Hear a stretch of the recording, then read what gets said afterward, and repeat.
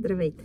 Казвам се Йоана Колева и съм по-настоящем член на управителния съвет на Алумни клуба към Съвета на жените в бизнеса в България. Последните 2 години, заедно с останалите дами от управителния съвет, с много желание, с много плам в сърцата, с много ентусиазъм, осъществявахме предначертаните пред нас цели и това, което имахме като визия и мисия на Алумни клуба за неговото развитие.